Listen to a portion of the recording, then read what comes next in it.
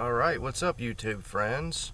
So today I'm gonna talk about this saying, the beginning of wisdom is fear of the Lord, or fear of the Lord is the beginning of wisdom, right? That's only half of it. But, so, and this is a commonly used verse, right? I'm sure everybody's heard it. But that's not the entire statement, okay? The entire statement is, the beginning of wisdom is fear of the Lord. Fear of the Lord is to hate evil, okay? The beginning of wisdom is fear of the Lord. Why does this make sense, right? I say right a lot, I know. Because God judges evil. He has to. Which, right? Evil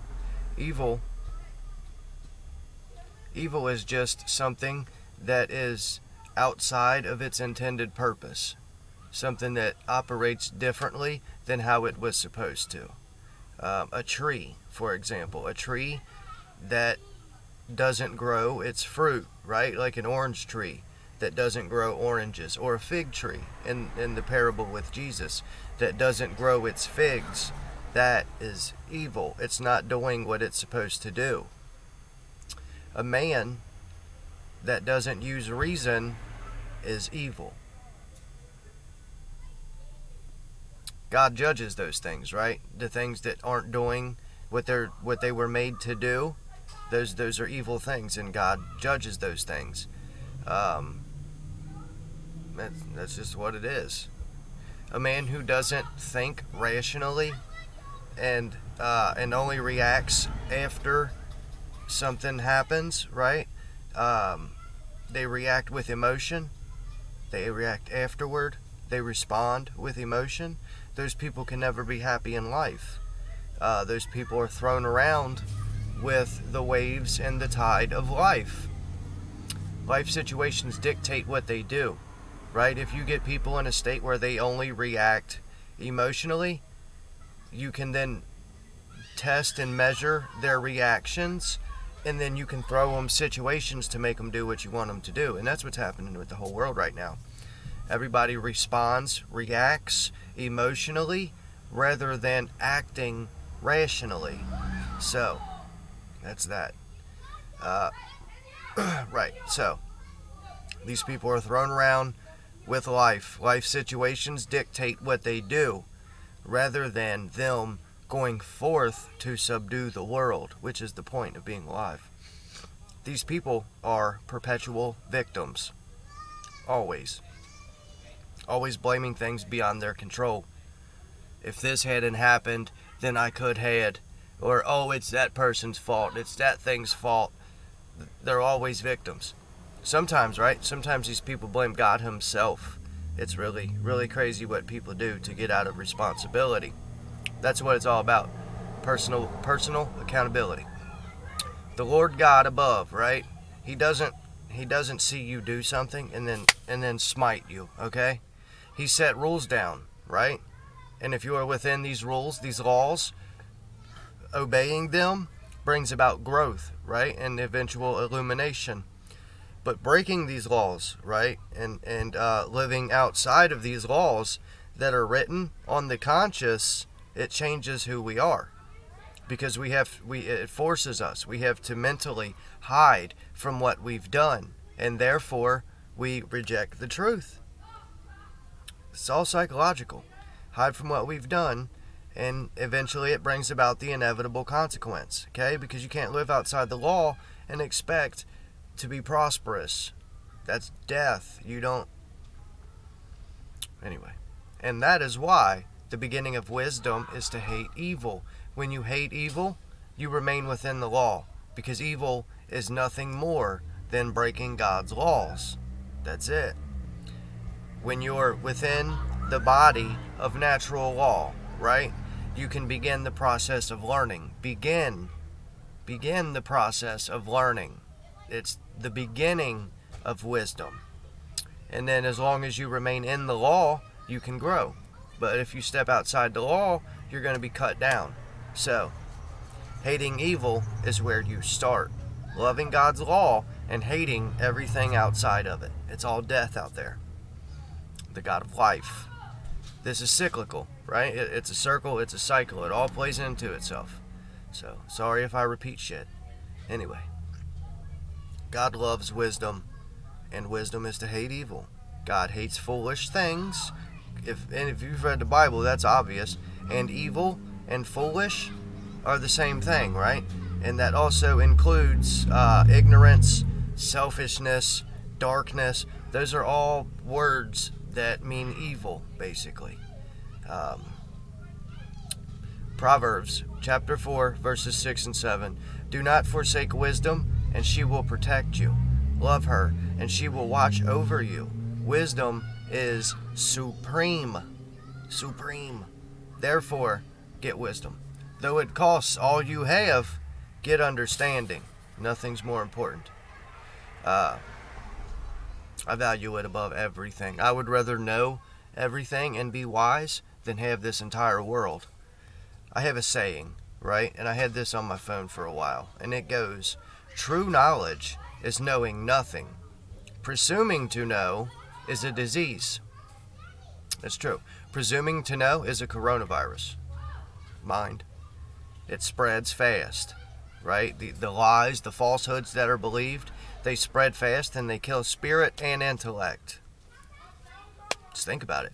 I love wisdom above all else. Always have. The very word wisdom is beautiful. Even when I was a child, I was like, I like that word. The sound of it is just music to my ears. Wisdom is the greatest gift one can get, right? And it comes directly from God, without a doubt. And it is a gift. You cannot buy it, earn it, none of that, right? You just desire it and strive for it, and then you're rewarded with it. You cannot sell it, right? Because if somebody pays you to make them wise, obviously it's not going to, their mind won't comprehend it. A corrupt, reprobate mind will not comprehend wisdom. The truth is withheld from the wicked. That's a Bible verse. They can't comprehend it. They won't get it. Wisdom is the ultimate treasure. The ultimate treasure. Nothing's more valuable. Stored in a place where moths and rust cannot corrupt. The treasure in heaven is part of that. Alright. I just wanted to talk about that statement, right? The beginning, fear of the Lord is the beginning of wisdom. And then the fact that wisdom is to hate evil, okay? Originally, I thought that the best way to define wisdom was knowing the difference between right and wrong. But knowing the difference isn't shit. You have to act on it, right? And hating is an act. Hating evil is wisdom. All right. Evil, right? The reason that you hate it is because evil is judged by the God of life and results in death. Right? If you disobey the law, that's a sin. The wages of sin is death. Hard to be happy when you have to hide from your deeds. You know what I mean? Here's some amazing verses, right? These are from the Book of Wisdom. So, the Canon Bible right now in 2020 has 66 books, right? And it starts off with the law and the origins of the law, and then it goes into the history, and then it goes into the books of wisdom, which is all beautiful, beautiful poetry. And that starts with Job and ends with the Song of Songs, or Solomon's Song, whatever you want to call it. And then it goes into the prophetic books. But Job is a book of wisdom. I love I love all of it. Anyway. But there's 66 books in the Canon Bible, right?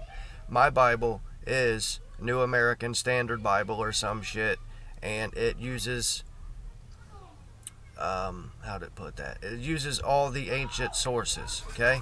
So it's not like most Bibles. It uses ancient sources. And that's interesting to me, but it has 69 books. So there's 3 extras in there, right? And I've identified 2 of them. One of them, though, is the Book of Wisdom. The Book of Wisdom is not in the modern Bible, but it's probably, in my opinion, it's the most important book because I love wisdom. Yeah, that's that. I got 3 extra books. Here's some amazing verses from the Book of Wisdom, okay? And one thing I want to point out before I get into this is that the more wisdom one receives and power with it, right? Because wisdom is success. The more responsibility that you also have, right? With great power comes great responsibility. It's true. So, and here's why. The lowly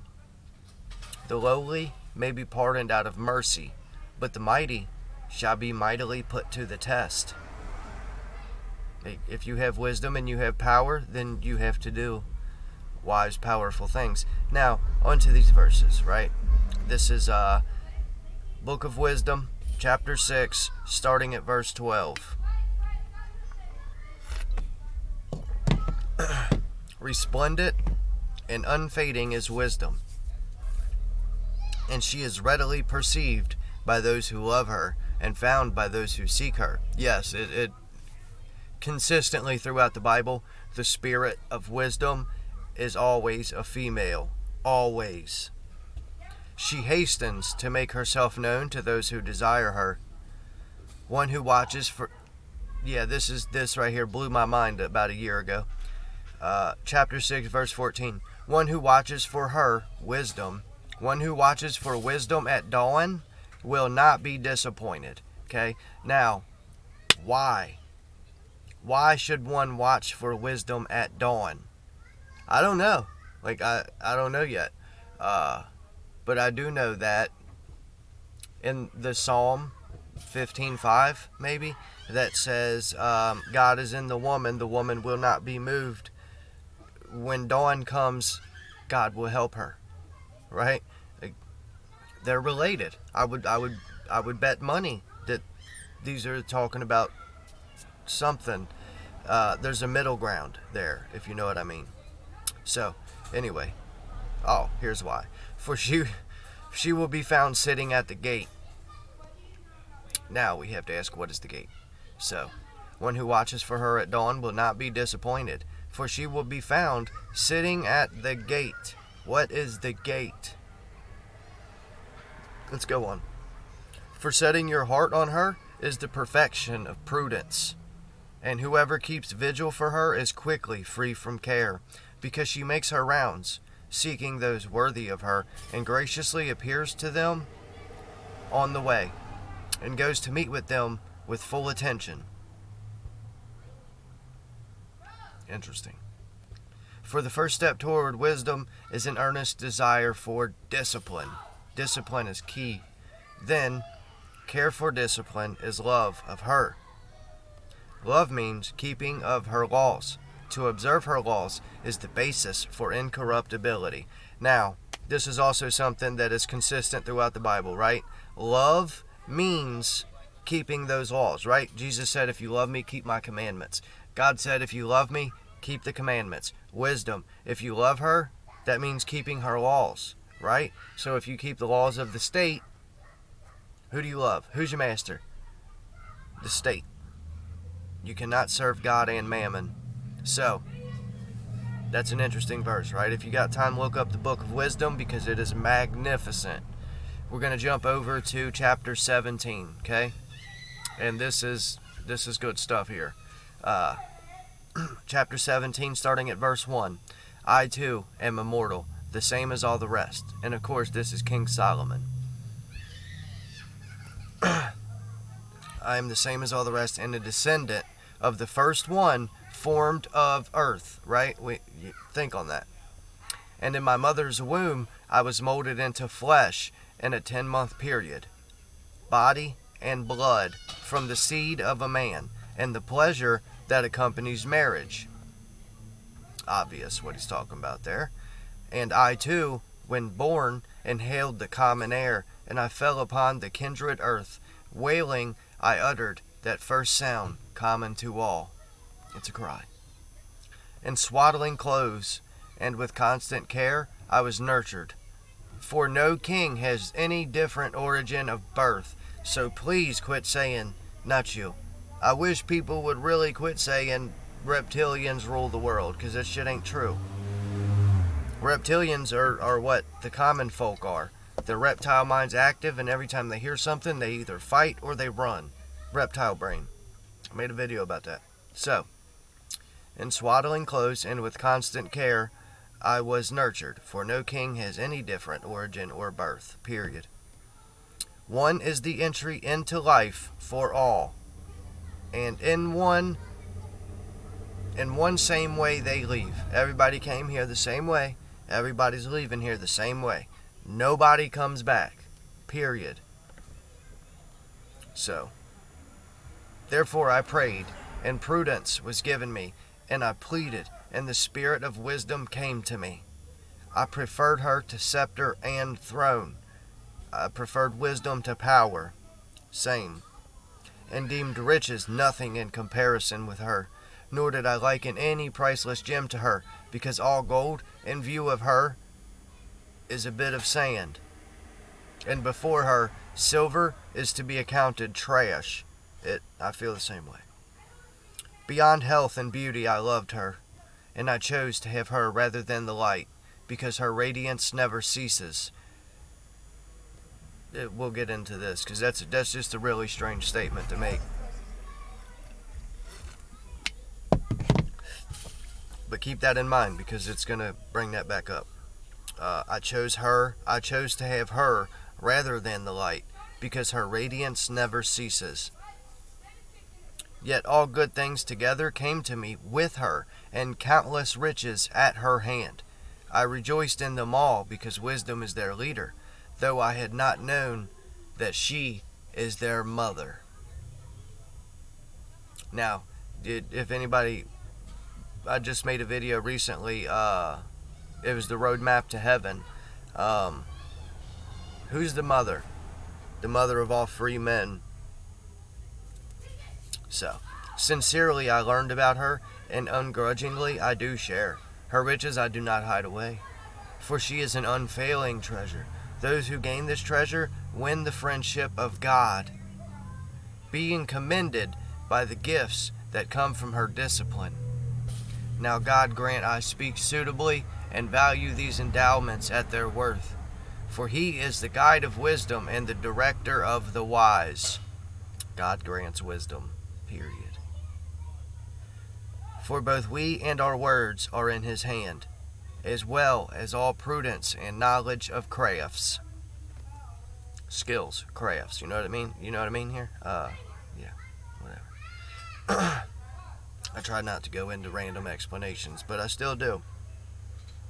So, for both we and our words are in his hands, as well as all prudence and knowledge of crafts. For he gave me sound knowledge of what exists, that I might know the structure of the universe and the force of its elements, the beginning and the end of and the midpoint of times, the changes in the sun's course and the variations of the seasons, cycles of years, positions of stars, natures of living things, tempers of beasts, powers of the winds, and thoughts of human beings, uses of plants, and virtues of roots. Whatever is hidden or plain, whether it's hidden or exposed, I learned. For wisdom, the artisan of all, taught me. For in her is a spirit intelligent, holy, unique, manifold, subtle, agile, clear, unstained, certain, never harmful, loving the good, keen, unhampered, beneficent, kindly, firm, secure, tranquil, all-powerful, all-seeing, and all-pervading, and pervading all spirits, though they be intelligent, pure, and very subtle. For wisdom is mobile beyond all motion, and she penetrates and pervades all things by reason of her purity. So, when I had my moment of illumination, right, I didn't have this on my mind, but there was something to that, right? purity and all pervading. I gotta remember that. For she is a breath of the might of God, and a pure emanation of the glory of the Almighty. Therefore nothing defiled can enter into her, for she is a reflection of eternal light. Now, what was that verse we just mentioned here? I preferred her above, and I chose to have her rather than the light, because her radiance never ceases. I chose to have her rather than the light, for she is the reflection of eternal light. Interesting, huh? The spotless mirror of the power of God, the image of His goodness. Although she is one, she can do all things, and she renews everything while herself perduring, passing into holy souls from age to age. She produces friends of God and prophets. For God loves nothing so much as the one who dwells with wisdom. For she is fairer than the sun, and surpasses every constellation of the stars. Compared to light, she is found more radiant. Though night supplants light, wickedness does not prevail over wisdom. Interesting stuff, ain't it? Yeah, I absolutely love the Book of Wisdom. Damn it, 20 minutes again. Are you serious? This is supposed to be like a 10-minute video. Oh well, it was for wisdom. Yeah, I'm just gonna wrap it up because I wanted to talk about some more stuff, but I'm already too far. So I gotta finish the Leviathan 2 video though, because there's a part about the Leviathan's heart is made of stone, right? And we made the correlation between the Leviathan and the ego, right? And God says the ego people have hearts of stone, the Baal worshippers, the ones who love materialism. Their hearts are stone, and when they are healed, He will take their stony heart and give them a heart of flesh. So, we're going to work on that. But, love you guys. Peace out.